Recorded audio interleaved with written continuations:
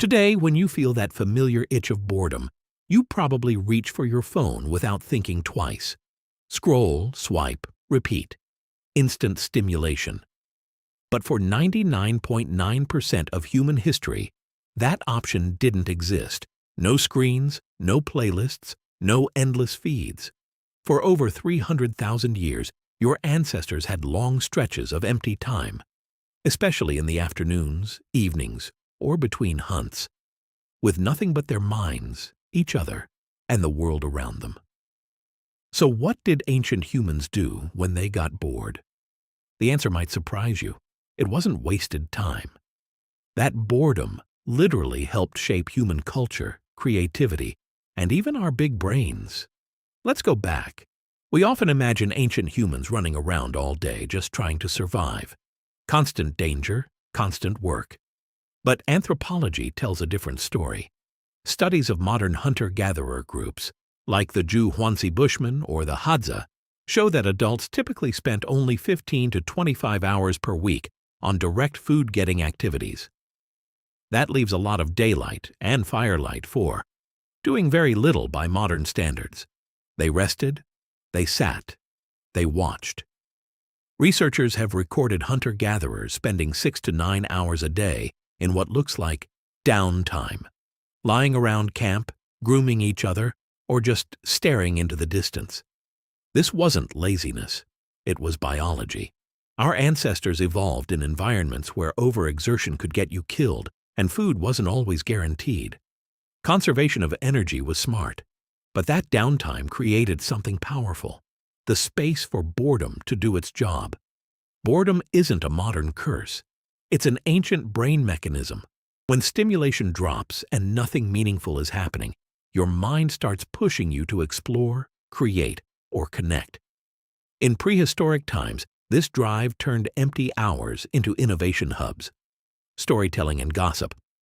Around the campfire or during quiet afternoons, people talked. A lot. Daytime talk was often practical, but downtime became the birthplace of stories, myths, jokes, and social gossip. Sharing information about who did what, who might be a good ally, or what strange thing happened on the last hunt built social bonds and transmitted culture. Anthropologists argue this firelight talk is where complex human language and imagination really took off. Art and creativity. Some of the earliest cave paintings and carvings appeared during periods of relative abundance and leisure. Bored hands picked up charcoal, ochre, or bones and started drawing animals, handprints, and abstract patterns. The famous 40,000-plus-year-old bone flutes from Europe? Likely made during downtime for music and play. Play and experimentation, children and adults, played games, wrestled, danced, and tested ideas. Tool-making wasn't always urgent survival. Sometimes it was tinkering. What happens if I shape this rock this way? Boredom rewarded curiosity. Evidence from archaeology and ethnography backs this up. Hunter-gatherers didn't separate work and play the way we do. Foraging itself could be social and fun, walking, chatting, singing while gathering plants. Successful hunts were celebrated with feasts and dancing that could last hours. In the Kung Bushman camps, people spent time sewing intricate beadwork, composing songs, visiting neighboring groups, or simply resting and observing nature. One observer noted they had more leisure than we might expect in a modern industrial society. Even in harsher environments, the pattern holds. Enough food secured in a few focused hours left room for the mind to wander. And wandering minds invented better tools, stronger social rules, and richer inner lives. Boredom pushed our species to fill the quiet with meaning. Without it, we might never have developed the rich symbolic culture that sets us apart from other animals. Fast forward to today.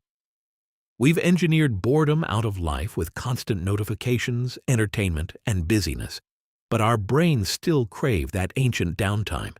Chronic stimulation can leave us more anxious, less creative, and ironically, more bored in a deeper sense. Studies show that allowing space for mind wandering, the modern version of sitting quietly, boosts problem-solving and emotional regulation. Your ancestors didn't panic when bored. They leaned into it and built humanity in the process. So the next time you feel bored, put the phone down for a bit, sit with it. Let your mind wander like your ancestors did. You might just rediscover a little of what made us human. Tonight, try some campfire time.